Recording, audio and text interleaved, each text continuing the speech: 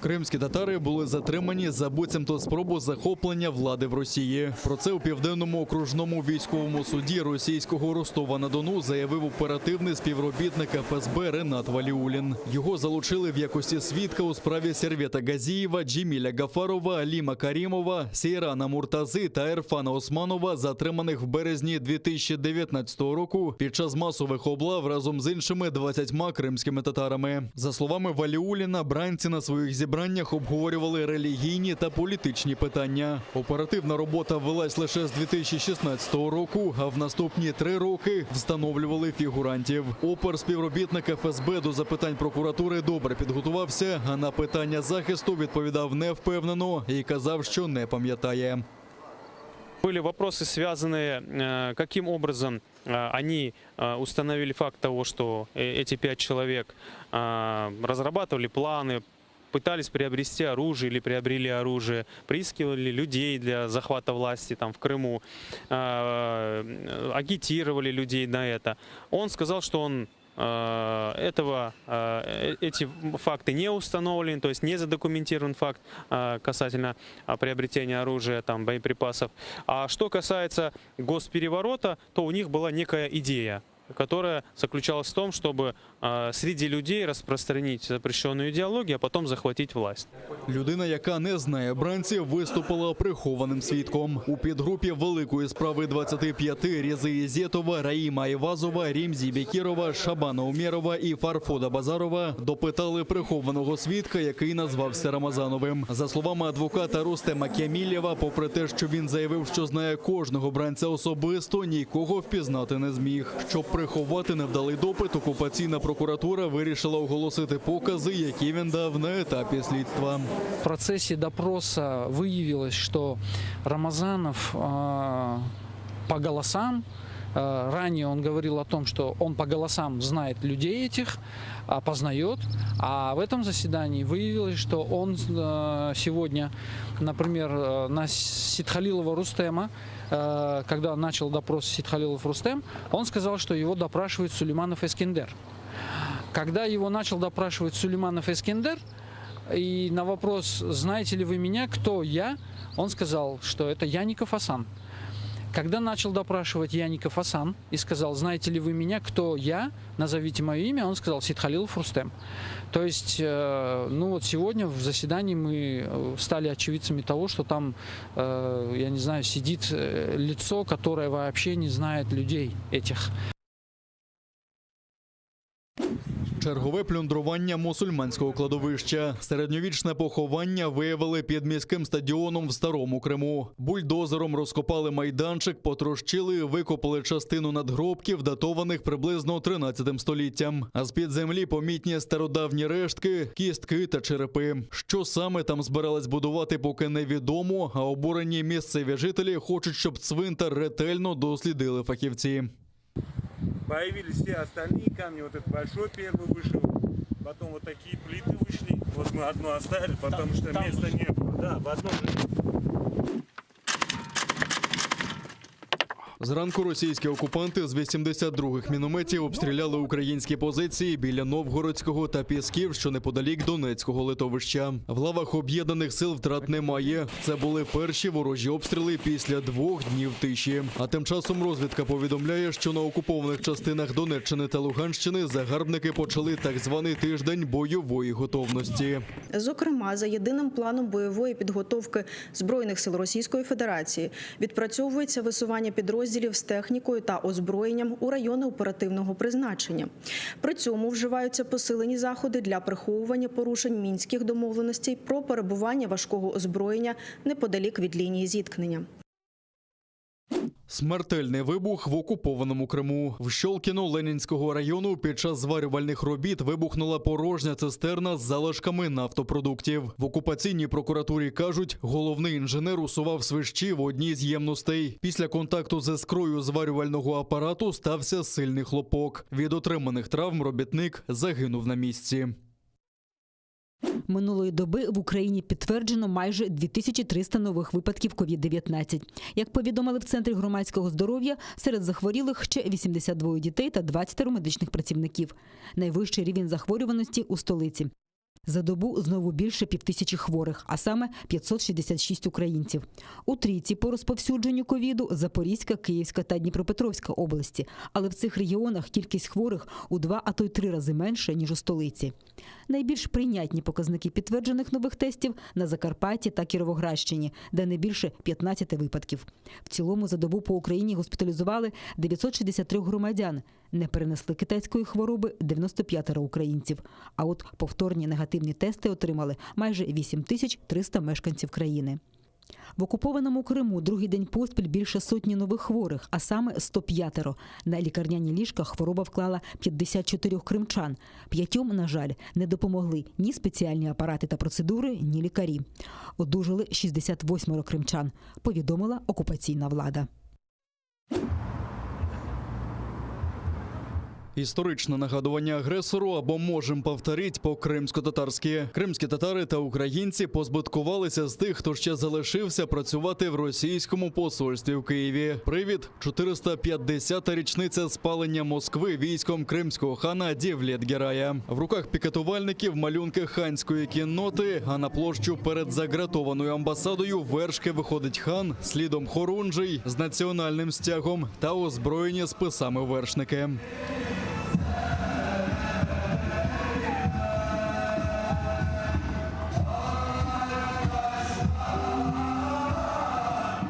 Під вікнами російського осередку гучно лунає «Ей, Газелєр» – похідний марш, з яким військо Девлет-Герая йшло на Москву. За дійством час від часу спостерігають пильні очі з привідкритих ролетів.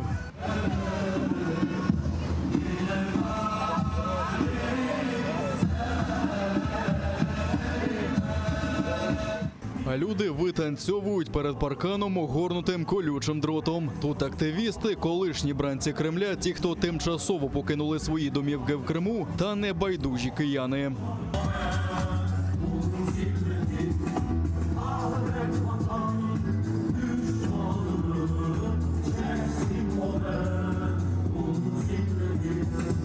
Для нас це свято, і ми згадуємо наших нащадків, зокрема кримсько-татарських, які показали нам, як треба вирішувати всі проблеми з Московією. До речі, я сам мешканець Севастополя і вірю, що повернуся до свого рідного міста. Слава Україні! Мені 2 роки цей Грозний, чи як його, Іван, не платив данину моєму дідові. І у мене немає на знаряддя, я нема, дивіться, феска є, все є, вона така гарна, а я без плаття. Мені потрібно, щоб вони виплатили данину за всі ті роки, не тільки за ці 8 років, 8 років, коли у нас іде війна, а за всі ті 300 років, коли вони згноблюють і знищують кримсько-татарський народ і український народ. Ми все від них візьмемо. Спалахнути столиці Московії тоді допоміг сильний вітер, пояснює історик Гульнара Абдулаєва. Девлет-Герай разом зі своїм 40-тисячним військом хотів лише провчити непутящого васала. Иван Грозный на протяжении многих лет нарушал мир и границы с Крымским ханством, а так как он был вообще еще и вассалом Крымского ханства, более того, он вел 10 лет политику, чтобы одеть на себя, Иван Грозный вел политику, чтобы одеть на себя корону византийских императоров и тем самым поставить себя выше своего сюзерена Крымского хана. И Девлету-Гераю просто пришлось собрать 40-тысячное войско и подступить к Москве. Ну и в результате Москва запылала.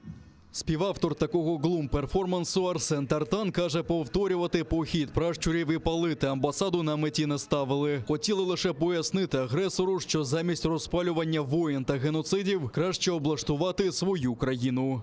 У всех бывали победы или поражения, но гордиться прошлым, не достигая ничего в настоящем, это так себе стиль жизни и государственная политика. Поэтому прежде всего бы пожелал, чтобы каждый в своей стране пытался бы выстроить политику для своего народа, а не пытался строить жизнь и русский мир за пределами своей страны.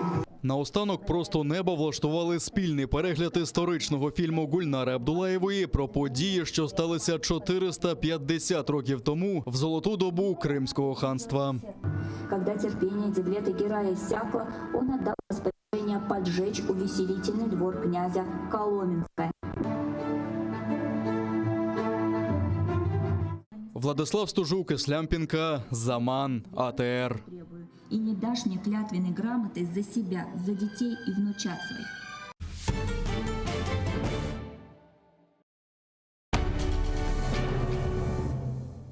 Ізраїльські вчені створили унікальний засіб, що містить природні інгредієнти. Краплі імуноков покращують імунітет при коронавірусних та респіраторних захворюваннях, а також сприяють полегшенню постковідного синдрому. Імуноков – надійна допомога.